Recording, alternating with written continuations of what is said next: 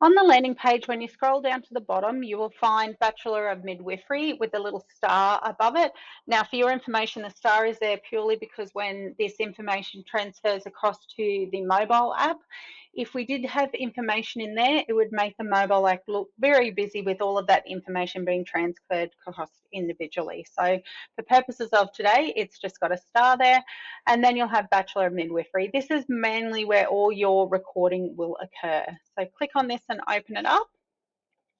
You will also note that there's hamburger bars here. So if you click on this, you can actually find your same page as what we were looking in some other slides about timesheet progress views and our program. And if you click on this one here, it will give you a drop-down list of all the documents that you may need to complete. Okay, so we'll get out of both of those. And now you will see preclinical for the subject that you will be due to be completing your placement block on, your placement block, and then your COCEs, your episodes of care, and your midwifery competency assessment tools. You will also see over here that we have a sign-offs list. This is all the people that have actually completed signed off information for your subject. And you will see your timesheet overview here as well.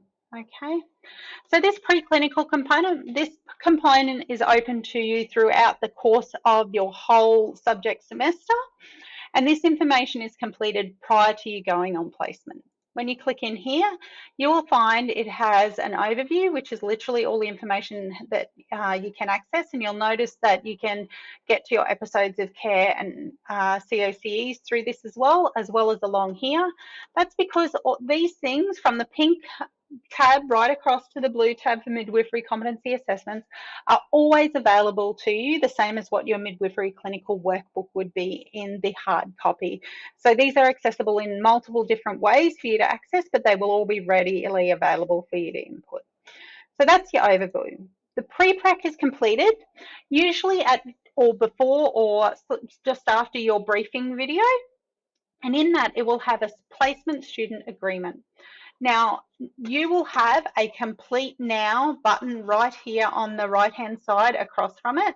So you would normally have a complete new here. It's just because this student is currently out of his block placement, so it can no longer be completed. And this is what it'll look like afterwards. You can see the available date range was that, and so I can't complete it now.